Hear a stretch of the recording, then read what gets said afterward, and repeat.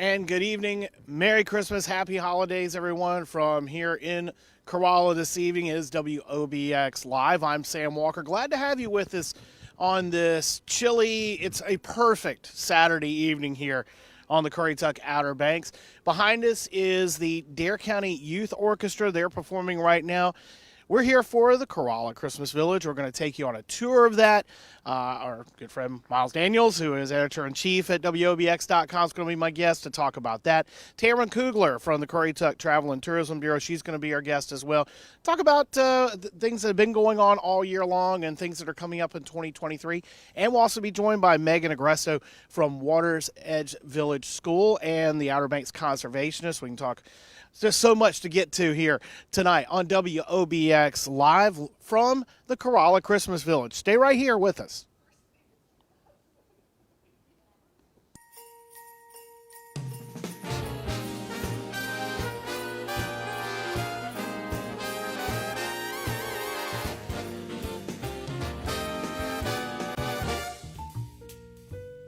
Experience the magic and warmth of the holiday season this year as lights, floral designs, and holiday sights transform Corolla Historic Village into a winter wonderland. Take a stroll through the sparkling village where Christmas joy fills the evening air. Each weekend features thousands of lights, seasonal displays, food trucks, delectable beverages, unique shopping opportunities, and festive activities guaranteed to bring holiday cheer to the entire family. Corolla Christmas Village, located in beautiful Corolla, North Carolina, begins on November 25th and runs on Fridays and Saturdays through December 30th. This event is made possible by Twiddy and Company in partnership with the Currituck County Department of Travel and Tourism. There is no admission fee for the event.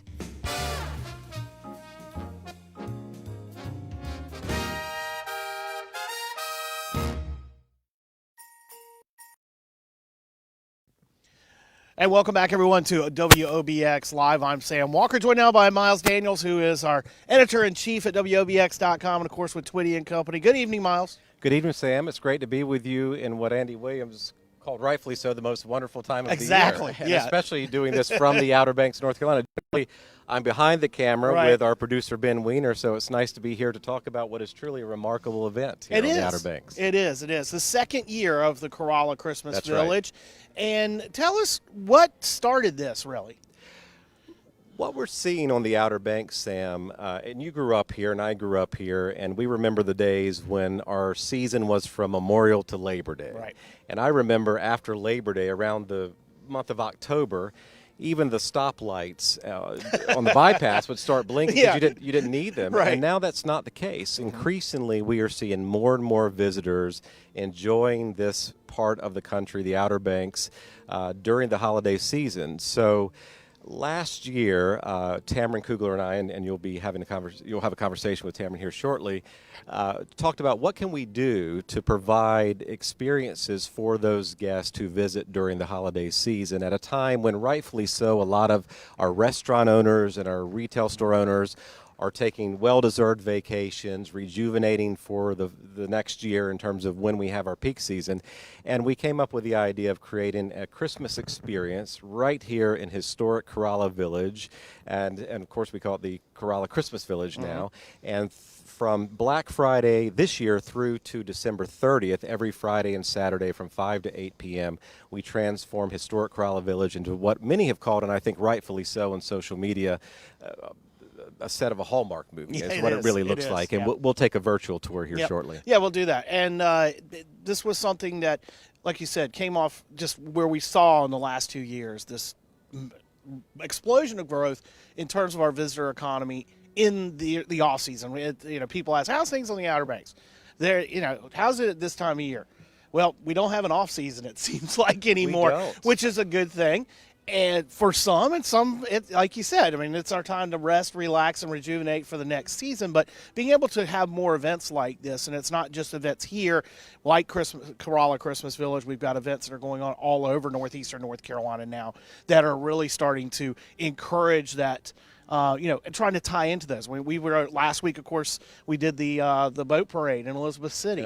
And with the hot chocolate crawl, all that stuff that's going on over there, and today was a parade in Hatteras. I mean, there's always something, it seems like now, going on where, like you said, we don't have that. But being able to tie that in here on this end of the Outer Banks now makes it the complete. It's almost like you've got the complete circle. Well, at WOBX, we talk a lot about, and rightfully so, regionalism. And when we think about the Outer Banks does not have a zip code. It's a brand. Right. When our visitors cross that border from Virginia, wherever they might be coming from, they're on the Outer Banks. They don't know whether or not it's Currituck or Dare or Hyde or whatever it might be.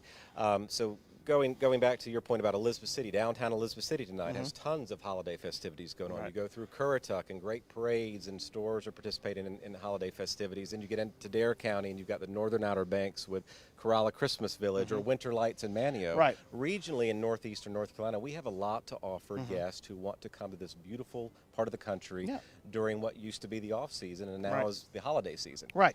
A lot of people, to make this happen. We'll talk more about that when we come up. We want to show it, though. We want to take everybody on a virtual tour. How does that sound? Let's do it. All right, let's go. We're going to take a ride through the Corolla Christmas Village with you here on WOBX Live.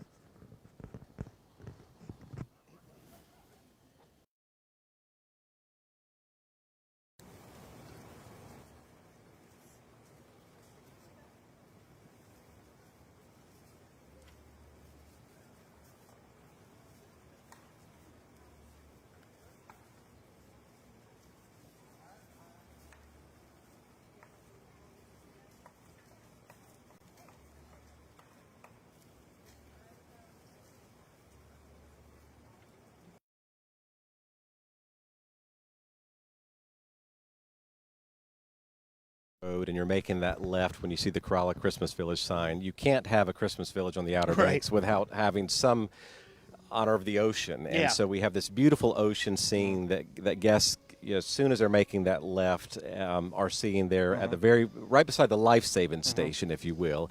And then just across the street from that, we have the enchanted Emerald Forest, where your imagination can soar, and it could be gnomes or fairies or elves or whatever that live in that forest. And that's the first thing that guests will see when they're visiting Corolla Christmas Village. And then as you're making your way towards, and you'll see it when the schoolhouse lane, at the very end of that lane is where we have the old schoolhouse, which we'll talk about. I know you're going to interview Meghan Agresto here at a certain point to talk about the history of that and the capital campaign that's going on. And then this to me, reminds me of Van Gogh, where you have the moon, the crescent moon, and the stars. And it's just they're hanging over these live oaks that are hovering over the street there. So this is what you first see when you enter the village. And then we have this year lots of food vendors. Tonight we have Joe's Fun Food Truck. Last night we had Forget Me Not. We had Cousins Oysters. We had OBX Kettle Corn. So each weekend we bring in new food vendors over at the food truck lot. And then we've got them this year scattered throughout the village so that it's not just confined to one area. And then this is just looking down the old Corolla Village Road. And we've got beautiful tableaus of the trees are lit. And this is kind of going towards what would be the lighthouse, if you're familiar with the village. And then Kind Coffee is one of the stars of the show here at Corolla Christmas Village. So they have wonderful cappuccinos and lattes and espressos. And on a night like tonight where it is quite chilly, stop by Kind Coffee, and Amy Ford and the crew there will take good care of you. Fire pit. That's been a big highlight of this year. Last year we did not have that. That's one of the new additions where you can come and sit just behind Kind Coffee, and there's a fire pit where you can enjoy, last night, for example, like I said, the oysters and cappuccinos, and warm up last night was quite breezy and blustery. But so we've got the new fire pit this year.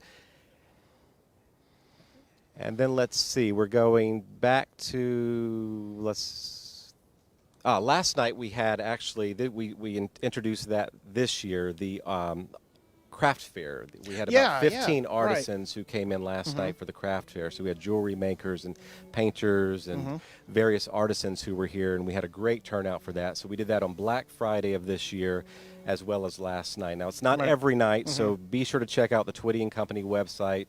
Go underneath of the blog, Look under the blog, and every weekend we have the food vendors that are listed and the various experiences that we have for each weekend. Right, and of course, then you'll find a link to that at WOBX.com.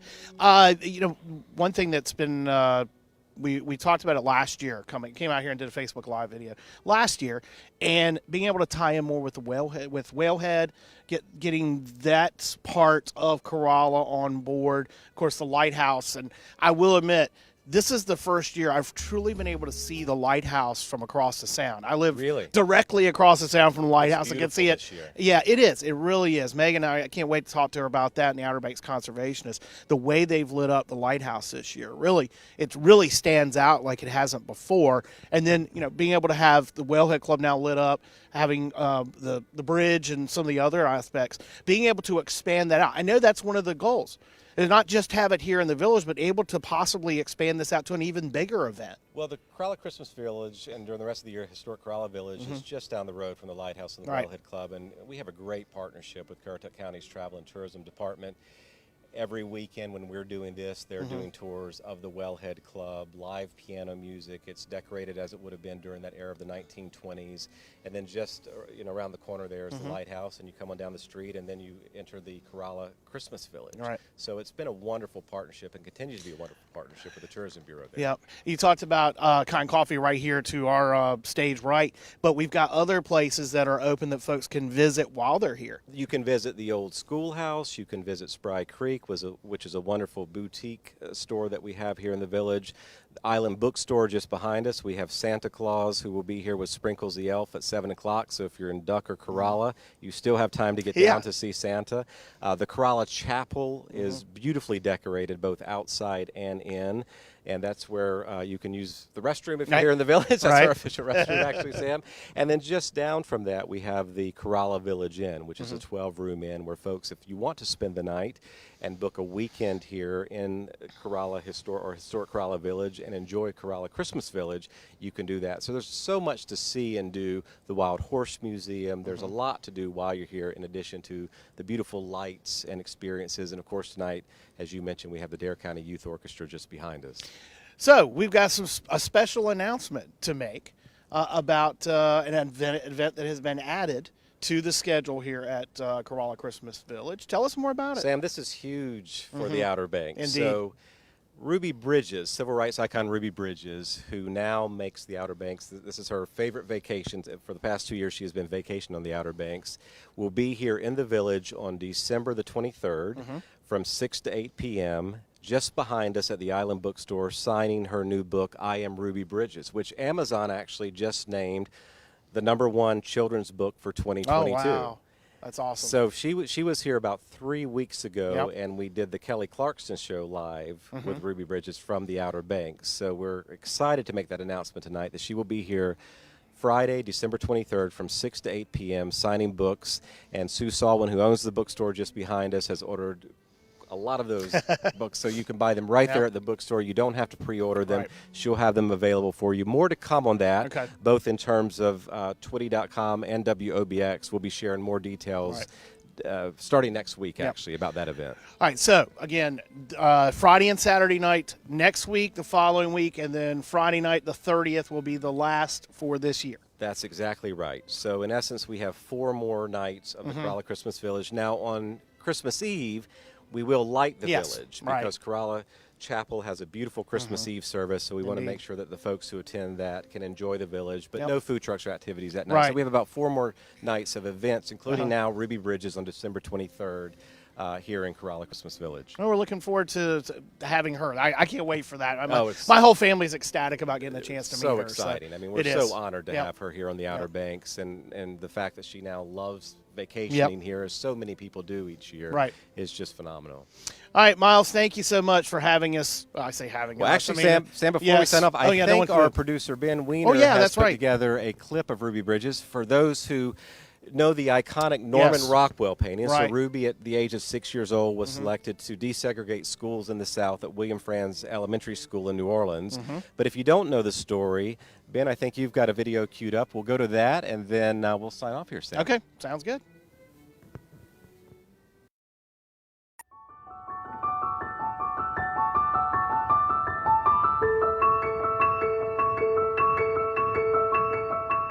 And I always say that the lesson I took away was a lesson that we should never look at a person and judge them by the color of their skin.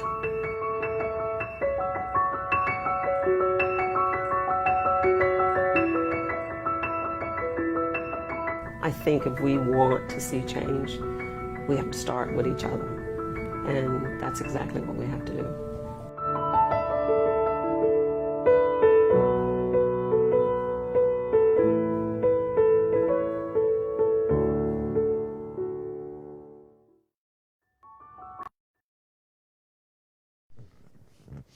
All right, so that's just a little bit of a piece about Ruby Bridges, and we can't wait to have her here. Absolutely. So again, Friday, December 23rd, 6 to 8 p.m., Island Bookstore just behind us, and we can't wait to welcome her back to the Outer Banks. Indeed. Again, Miles, thank you very much for joining me this evening, and we appreciate it, and look forward to several more nights to enjoy the Corolla Christmas Village. We'll take a break, come back. Tameron Kugler from the Currituck Travel and Tourism Bureau. She's going to be our next guest here on WOBX Live.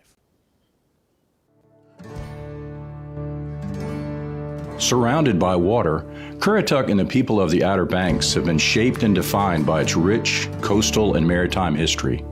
Here in Corolla, on the edge of the Atlantic, where roads give way to endless water, legendary local craftsmen designed and built these boats and taught generations of Northeast North Carolinians how to take to the sea and sound to find prosperity.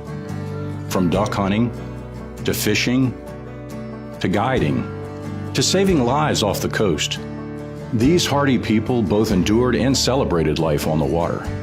The Currituck Maritime Museum tells the stories of Currituck's boat-building forefathers, their remarkable craft, and the enduring legacy they left behind on how to live life and thrive on the waters here. Discover the newest addition to historic Corolla Park. Find yourself here. Visit CurrituckMaritimeMuseum.com.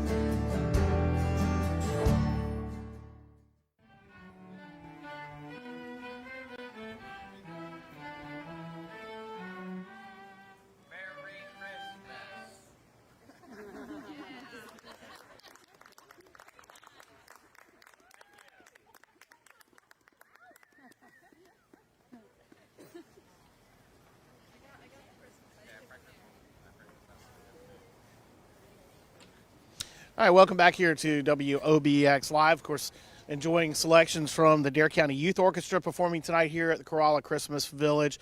And joining me now is Tameron Kugler from the Currituck Travel and Tourism. Thanks for taking time to join us this evening. Well, thank you very much for having me. It's wonderful to be here. This is a great event. This is an event that I think someone like me who grew up in Currituck, I honestly never thought I'd see it. I mean, something of this nature, this magnitude here in Currituck County.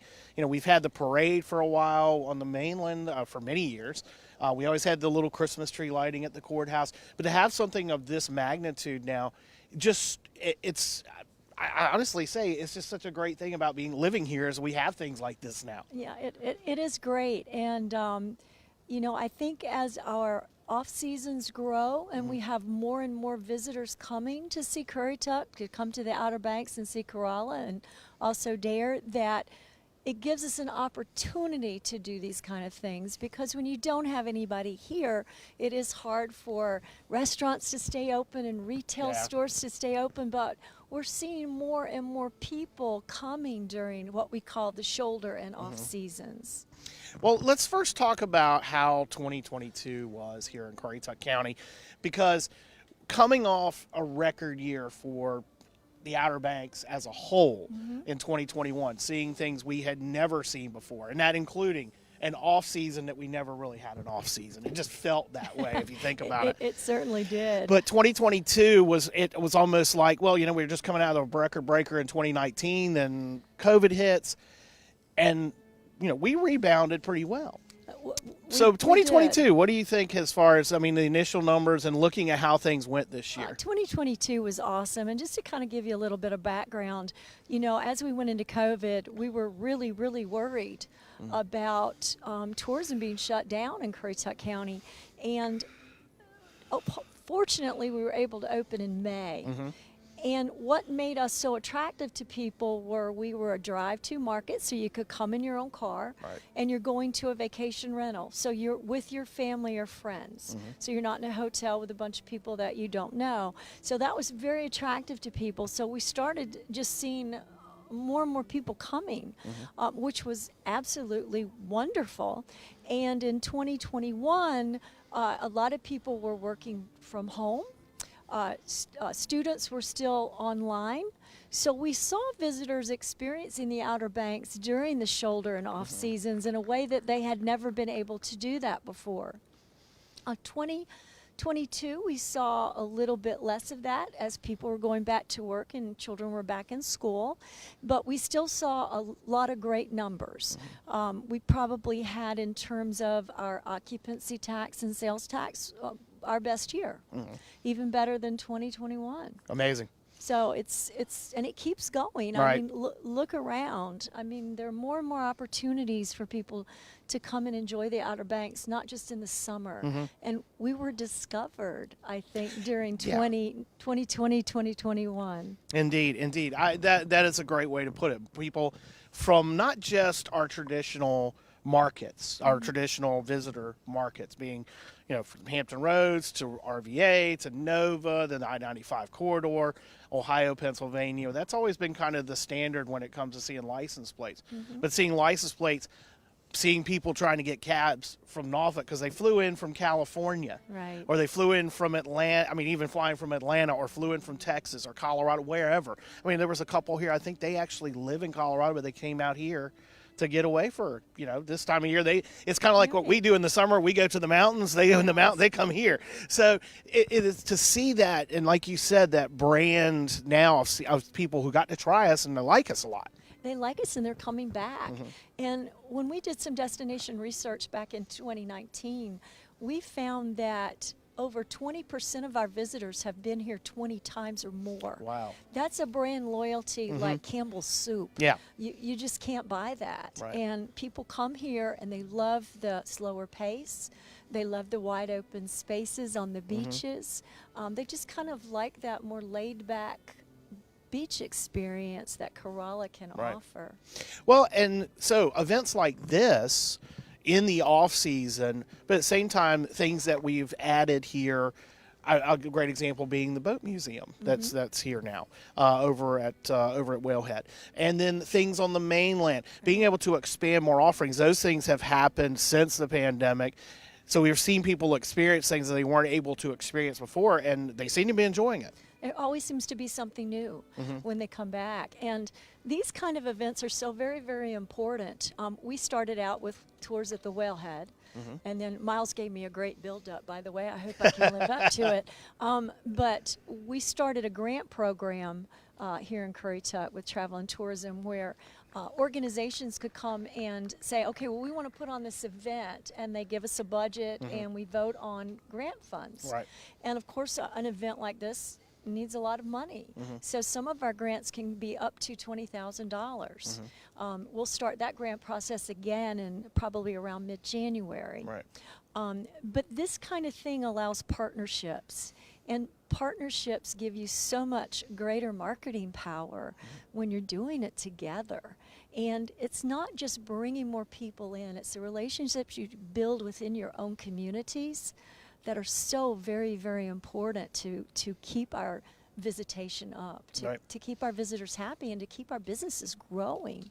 So we were so pleased that Twiddy wanted to do this beautiful Corolla Christmas Village, and it complements the Whalehead tours, and it's going to grow. It's going to continue to grow. I see this getting bigger and bigger every year. I see the tourism department probably doing more and more lights every year. Even though we don't have a lot going on there because the tours are limited, you can still enjoy walking in the park. So right now our Maritime Museum's lit up in the entrance to the park, but we'll probably keep doing a little bit more. The bridge is lit, but it's just a wonderful experience. Well, and I want to bring up, throwing into the Maritime Museum and its theme, something that's kind of near and dear to my heart is the heritage we have here in Currituck of the hunting and fishing, and that seems to have really during the pandemic, the last couple of years have been pretty good for that, and that's probably that used to be our only off season, if you will, That's off-season event before we had a real tourism season. But that was it. That's what we were known for, and that's really taken off, especially with the number of guys that we have now in Currituck. Yeah, I mean, hunting and fishing, well, hunting particularly has always been a hallmark of Currituck. I mean, ever since the turn of the century, we've had hunters coming down here from the Northeast. Whalehead, for example, was built in 1925 by a wealthy industrialist, Edwards Collins Knight, so he could come down here and hunt during the hunting season. J.P. Knapp, who was instrumental in starting Ducks Unlimited, used to hunt here. So the hunting and fishing is wonderful in our Maritime Museum, and I think for our visitors, it gives them an opportunity to create a relationship with where they visit. And the Maritime Museum has a lot of videos of interviews with our boat builders and our hunters and our guides and our fishermen, and they really get to get some insight into how these boats were built, why they were built, what daily life is out on the water even now. And I think that's so great that they get to experience that and create that even more of a relationship with where they visit. Well, I talk about the Travel and Tourism Department itself, because we got several awards this year, and it's tied into a current project that we have on the mainland and a future project as well. And you're kind of in the developmental stages of one of those projects, but it's pretty big deal that you guys were awarded this year. Yeah, we were fortunate back in 2021. We got together with 5 other counties in the immediate vicinity: Dare, Pasquotank, Perquimans, Chowan, Camden, and Currituck, to create an African American experience of Northeast North Carolina, which is basically a trail. And that started because we all have assets for the African American history, but again, it's building those relationships and doing it in partnership that give you so much greater marketing power to get visitors here to experience what we have. So we won a gold award for that from the North Carolina Travel Industry Association, and we also won a Best Partnership Award from the Southeast Tourism Society. So we actually won that, competing with a lot of the big boys out there in tourism, a lot of the bigger states. And we also won a platinum and also a best marketing for our Find Yourself Here campaign in Corolla. So we were very, very fortunate to be recognized this year, and I'm just so proud of the tourism staff. They work very, very hard, and they do really, really good work. And we're so supported by our Board of Commissioners and by our Travel Tourism Advisory Board. So they give us all the support in the world. So yeah, we're really excited. Indeed, indeed. And that comes from, you have the Jarvisburg Colored School, which is a historic site, and it's not just about that school, but I mean there's several things about that has, like you said, ties into the regional aspect. It does. Because one of the Pea Island lifesavers, it was born in that part of Currituck.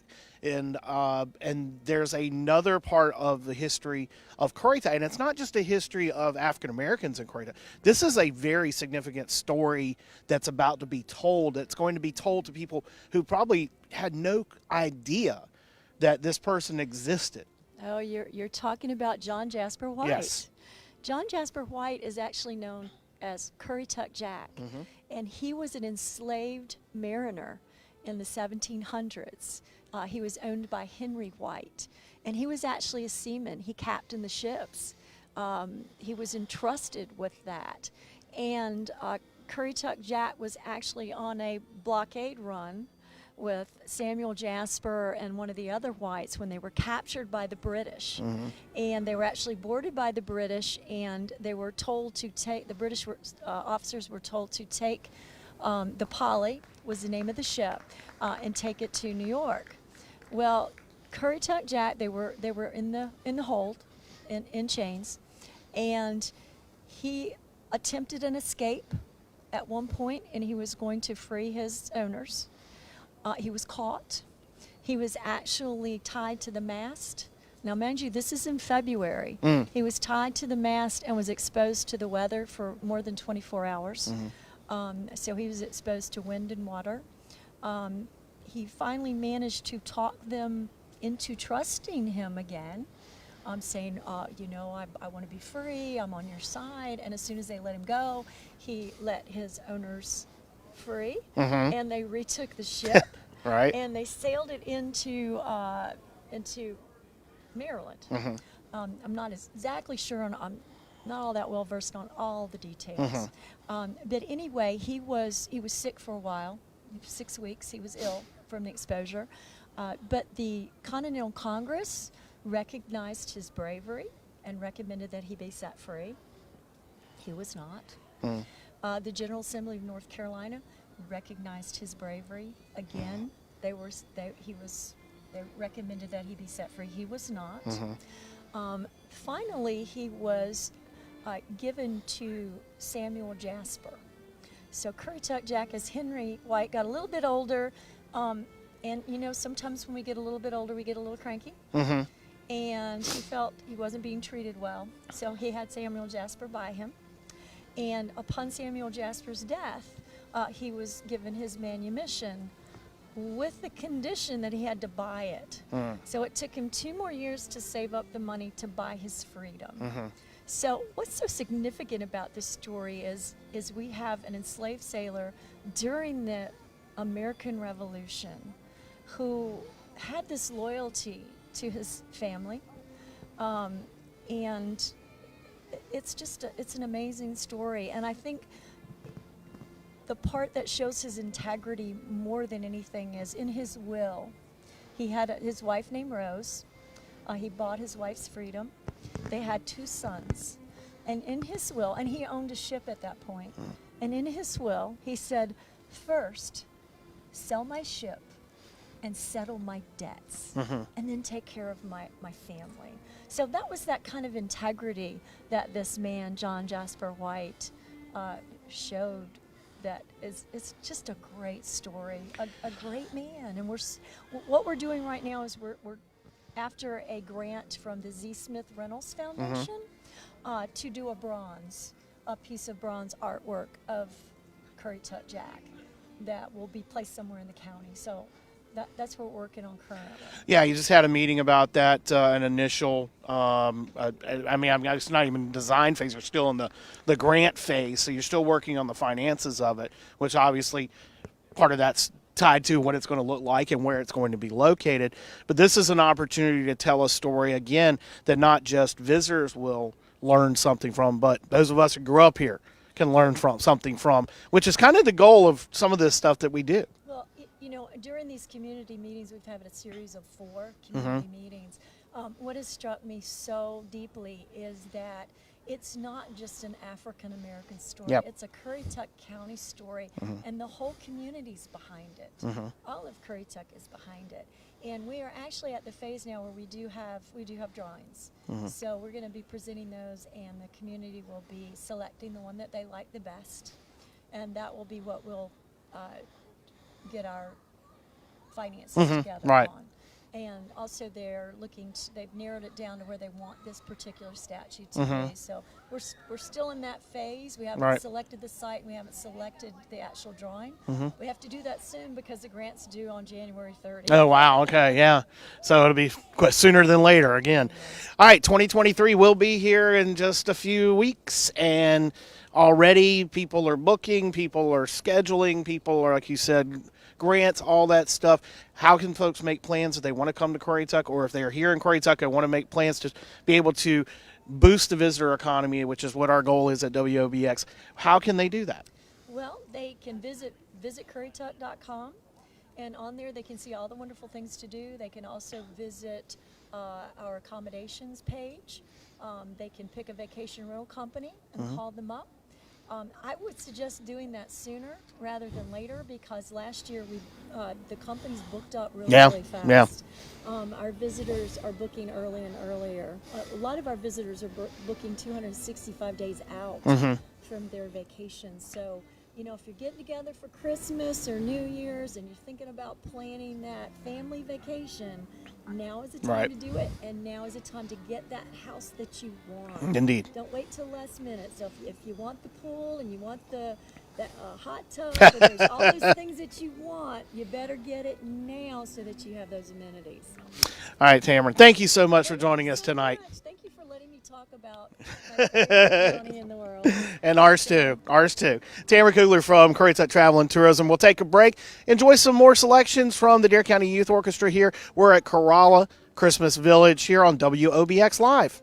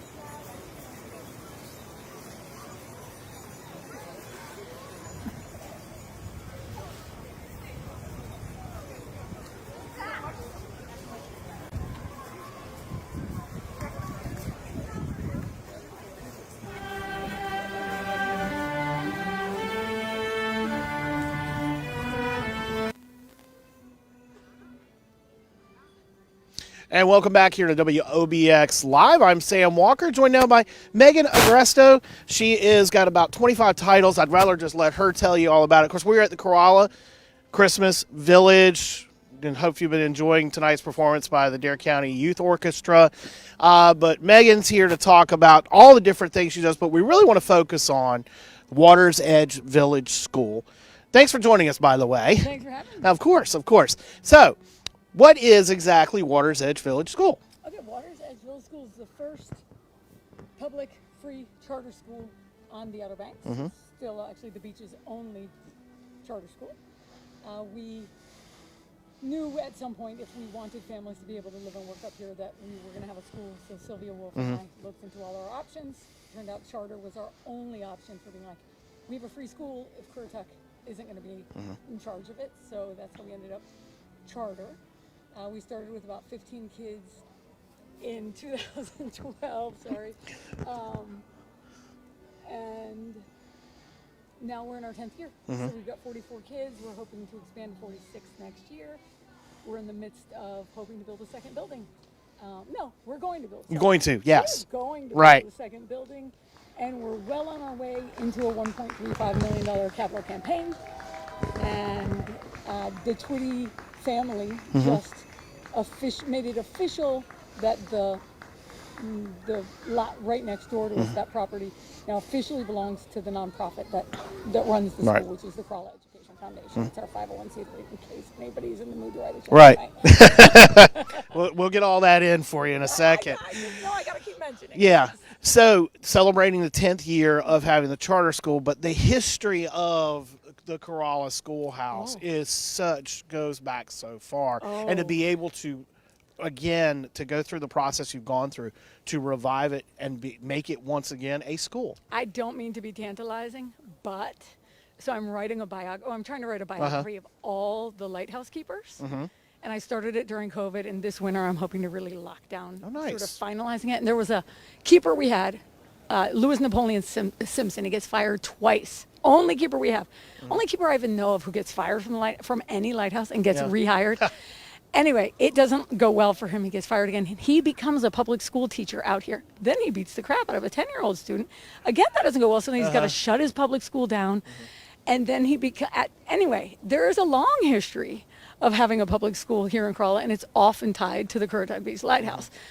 We know that by 1896-ish, okay, that was a confident we know, around 1896, there's permission granted for this school to be built. So when they say there's a public school out here, I'm not confident that I know exactly in what building it was. But by the late 1890s, this building is a one-room schoolhouse. Not much longer, maybe, I can't remember, 1911. I think it becomes a two-room schoolhouse, and it continues to be a Currituck County public school until the late 1950s. Along with Ray Adams, at the Whalehead Club, there had been a real surge in World War II in humanity in Corolla. And Corolla, I'm going to write an article one day, but loves to flirt with ghost town status. You know, we've got people, we got no people, we got people, we've got 6 dogs and 5 families. So by the end of the 1950s, there's like 5 kids there, and it's not going to work out, so they shut it down. And then for a long time, there's not great options out in Corolla. I moved here in 2005, and I'm not going to move away. So I was like, okay, we're going to do something out here, which is when Sylvia and I decided putting a tiny kid on the bus to Currituck just didn't seem like the right option for us. So that's how we ended up here today. So, now a 10-year anniversary. So now we're getting to that point where you've had kindergarten through 8th grade, right? Correct, yeah. Okay. We're at that point now. You've got alums who are now in college. Yes, you have alumni. Yes, we do. Yeah. I do. I am the mother of an alumnus who is a freshman at ECU. But yeah, we've got a couple of years above him too. Right. We've got an alumna with children. We're humans now. I know. I guess so. College graduate. I think, in fact, so we were initially K-6.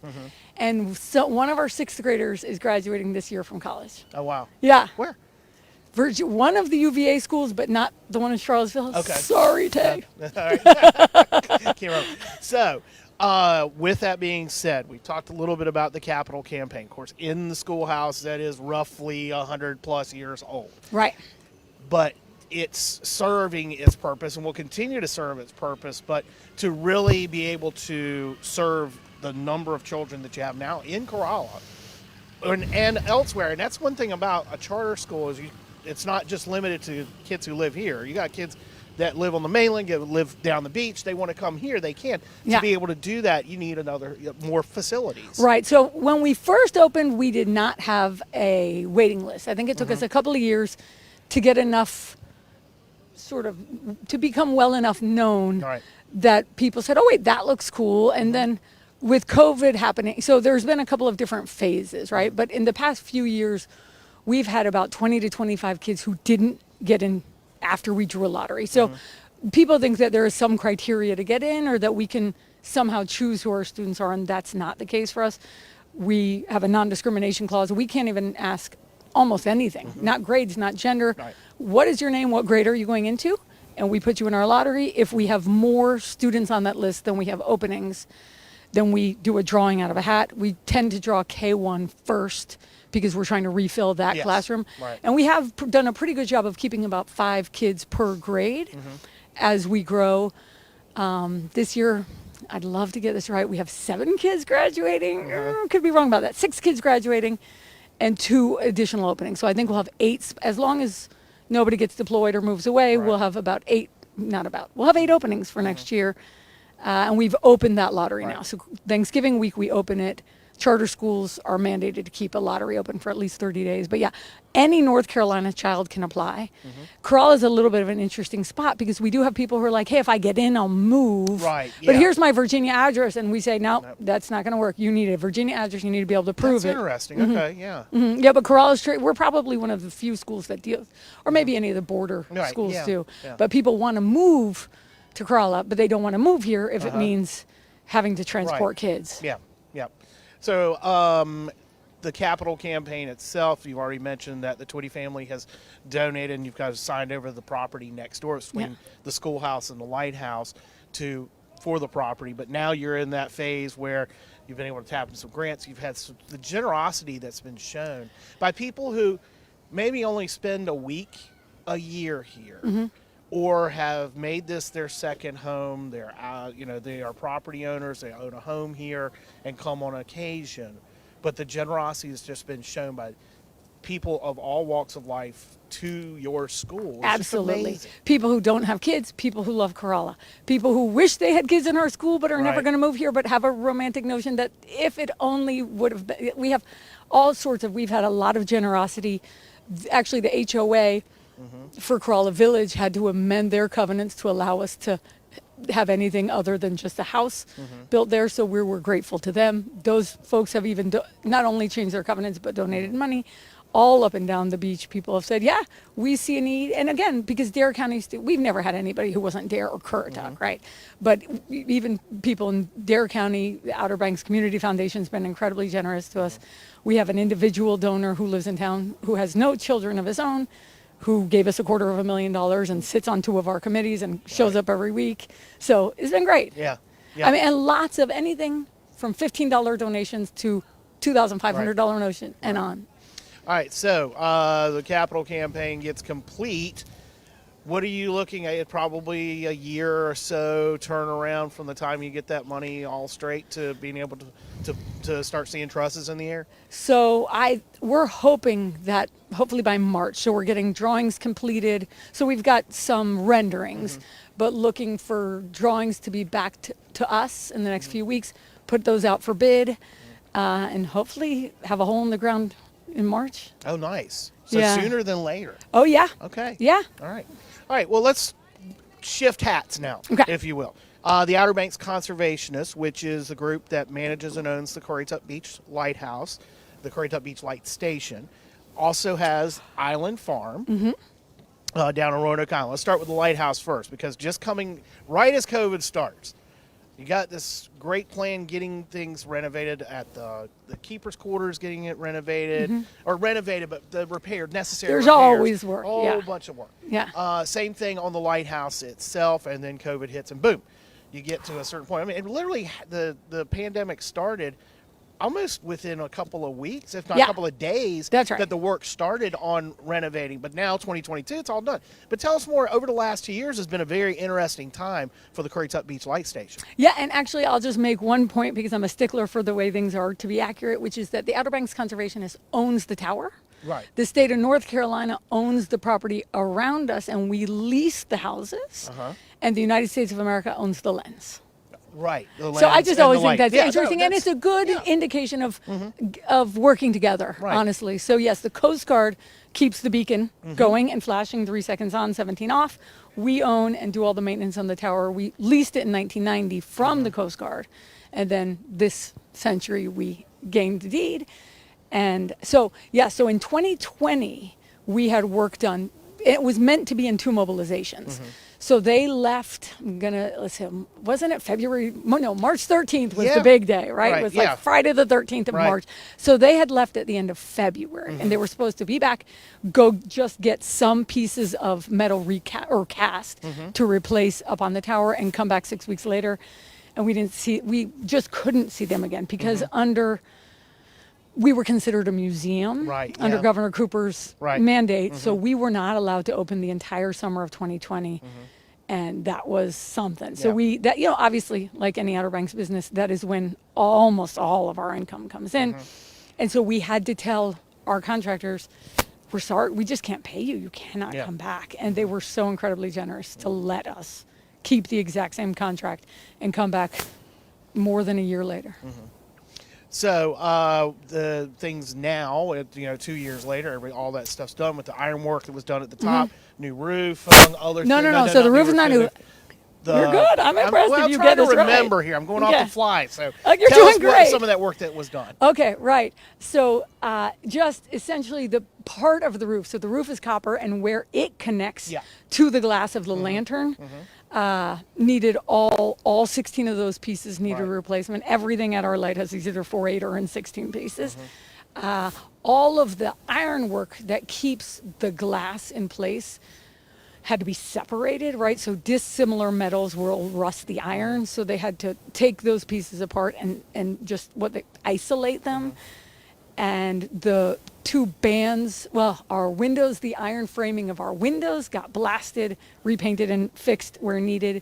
And the 2, what we call belt courses around the lighthouse is fascinating because we have an octagonal base. Every time the lighthouse changes shape, there's an iron course around it to allow a different course to be, or a different brickwork to be laid. And so those 2 were gathering water, which is never good for your iron. It's like gonna cause the cavities that you don't want in your teeth, in our case, rust. And so they got all of that water out and resealed and fixed any place where it was cracked. So it was a major project. Major project. And we are at year, let me make sure, right, because I messed up all the stories on the Body Island Lighthouse, the 150th, and I kept saying 125 because I had Corolla in my head because we were just coming off 125. Oh, really long time ago, but that's okay. Yeah, but you know what? Because we're almost 150. We're coming up on 150 for 2025. Currituck Beach Lighthouse after just celebrating 150 at Body Island Lighthouse a month ago. Yeah. So 150-year-old structure that has become the icon of icons for Currituck, and having the privilege of being married there in 1995 at the base. I see it every day, every morning, every night. I can see it from every window in my home. To see it now after I wasn't sure. I'll have to be honest.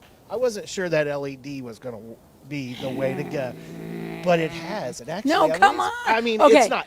Hold on, let's talk about it. Let's talk about it. Yeah, because it's recentered. So they got mad. They said the folks who was also Coast Guard, sorry, yes, that when they replaced a bulb or worked on it a decade ago, that they didn't feel it was exactly in our focal plane. Right. The way our And we're talking about when works. the incandescent bulb was in. Correct. The yellow light. That's right. Yeah. And so not only did they recenter it, but they replaced the entire system. So now when it turns on, it's on, and when it turns off, it's off. There's no coiling. I'm fine with that. Mm-hmm. The white light, and I love my Coast Guard folks. They've been working with me Yeah. to be like, we know you wanted it more yellow, but that's not really the point. It is a public active aid to navigation. And so right now it could be much, much brighter, believe it or not, but because we keep our first order Fresnel lens, we're only like one of 10 lighthouses in America that has our original Fresnel lens. That they turn the power of that whole system down to about 40% of its capacity. Wow. Isn't that wild? Wow. I know. But anyway, that's the combination of the power of the Fresnel lens, which can take 1,000 watts and shine at 18 nautical miles, which is like 21 land miles. Right. And so, yes, it works. It is very white. And they don't care because they're like, Meghan, it wasn't originally a bulb anyway. No, that's right? true. Yeah, it was you oil. know, but it was. Yeah. It was oil, but it still Yeah. wasn't that white. Yeah, it is. It is different. I will say, when it was still the incandescent bulb, from my house, it was like you said, it was much much more difficult to see. Yeah, it is than it's bright It is now. bright now. Yeah. But it's not obnoxiously when you're 5 miles away where I'm at. But it's a different, but to see it now, it's that, the softness of an incandescent when it was the pulse, and now for it to be a sharp, You're going to have to sharper. come to the lens room, though, one day, because know. the reason I why want it's to. not that bright on your side of the tower is because it's configured Look into the differently. ocean. Yeah, That's right. exactly. Well, no, we want the mariners. I Right. mean, right? Yeah. I mean, when this lighthouse is built, this is life, right? Yeah. Is intra-water on both sides. But it just doesn't need to be that powerful on the west side, and so it doesn't have as many prisms. Right. I do want to give a shout out to some guy in Idlet who called me the other. He's like, I read in the newspaper that you said that this was an active public aid to navigation, and I used to see it on, and it's not on anymore. I was like, it sure is on.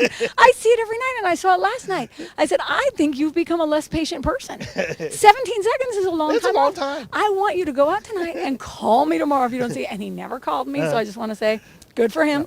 Well, I was bringing up the whole, we got really deep into the weeds there on light bulbs. I bring it up for two reasons. One, the Christmas lights that are on there this year Yes, are sir. amazing because you can see them where the last couple of years they were kind of like, oh, they're there. I can see it. Now it's like, oh, there's the lighthouse. So they look Luis great. says, so our lighthouse Yeah. keeper, Luis, said every year, he's like, this is my last year. It's so much work. It's my last year.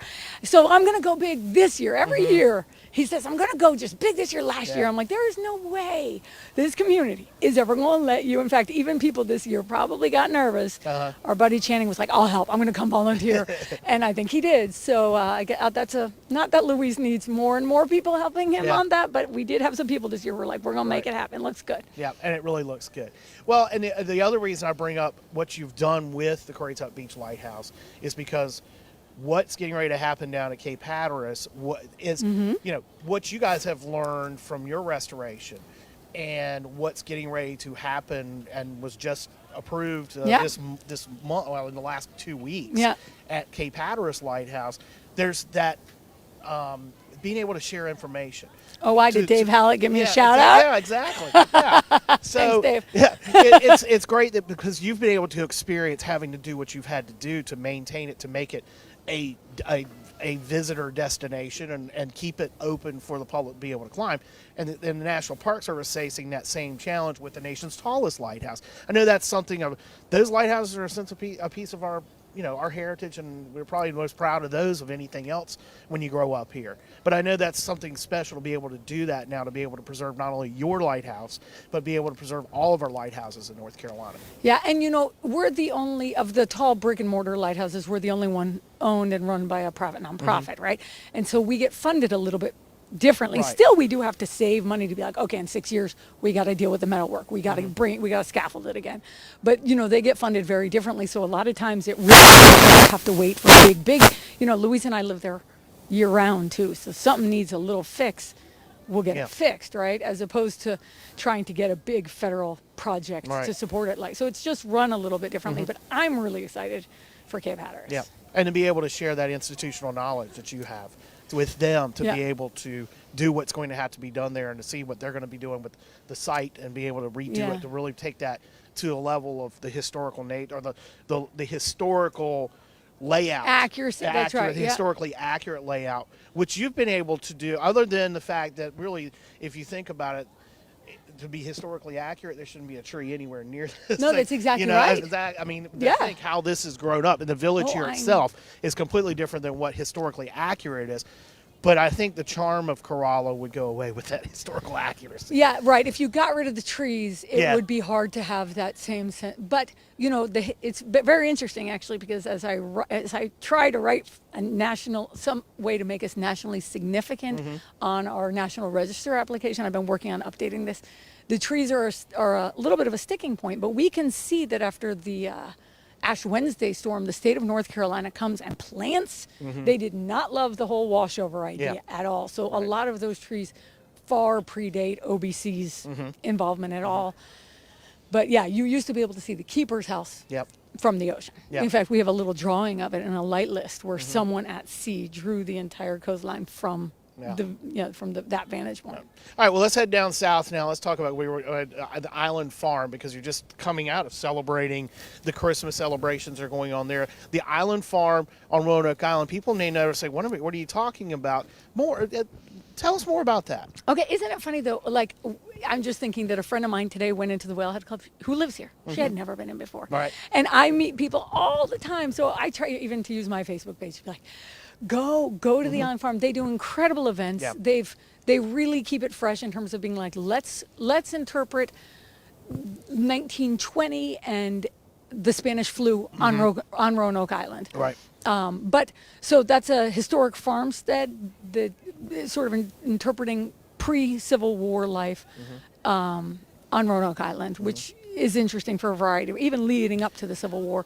But they every day they're learning more and more about who and what it looked like and what life was like. So I'm sure you've seen everything this year, from having like come and gather, now I'm going to get the name wrong, what they call the sweet potatoes, like a slip. Sorry, lad is our executive director.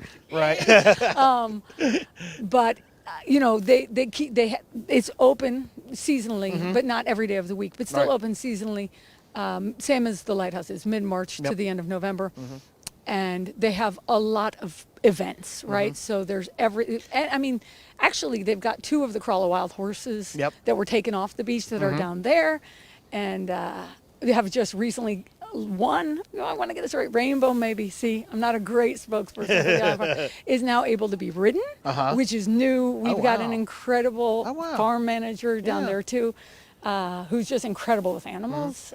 We've had oxen, there's sheep on site, and they do there's a blacksmith there for a lot of their events, games. In fact, the Water's Edge Village School was just there and had an amazing time.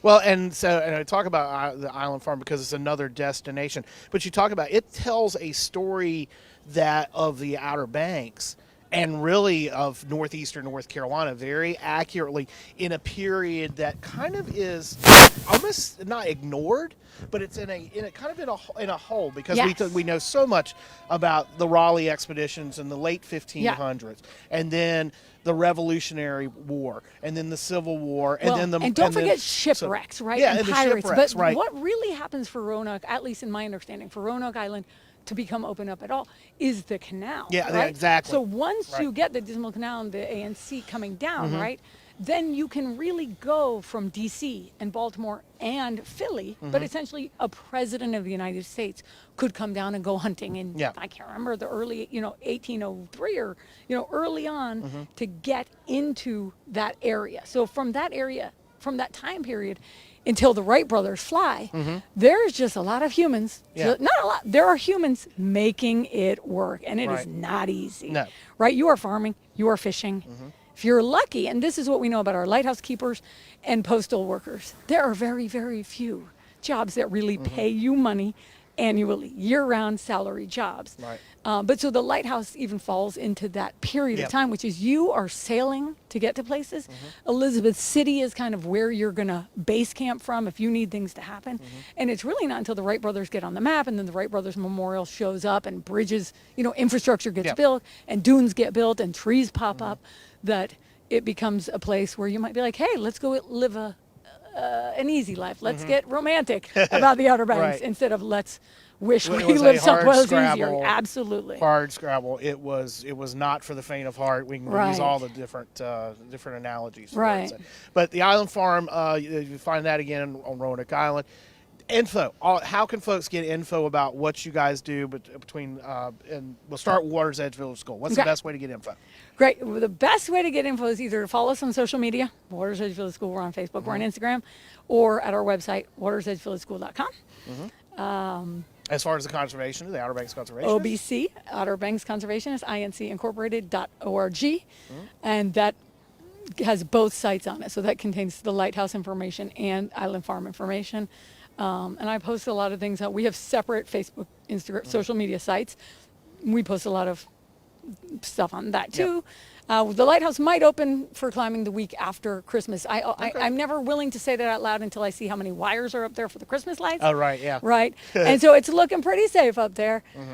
So if the weather looks good, the 26th to the 31st, we'll go ahead and find somebody to open us up. Right on, right on. So folks are coming in for Christmas? They almost always do. They always do. So, Megan, thanks for taking the time and thanks for filling the You're time. gonna warm for my us. hand up? Yeah, I am gonna. It's cold out here, Isn't it? It is a perfect December 10th night here Right. in Corolla. So, well, we're going to wrap it up as well. I want to thank Ben Weiner, who is our producer. Thank Miles Daniels for setting us all up here. Of course, Miles' work on getting the Corolla Christmas Village It's incredible. It's incredible. It's incredible, Yeah. right? If people haven't come yet, they're missing out, and there's a couple more weekends to come enjoy it. But it really is the generosity again of the Twiddy family that makes this happen and allows their employees to spend time making this place look beautiful. It's exceptional. Indeed, indeed. Meghan Agresto, thanks to Tameron Kugler for joining us well from Currituck Travel and Tourism, and thank you for joining us.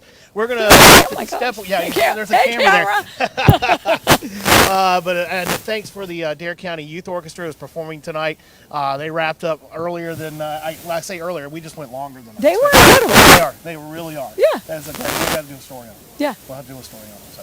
All right. Well, we're gonna get out of here. Have yourself a Merry Christmas, Happy Holidays, and of course, check it all out at WOBX.com. Thanks again for joining us.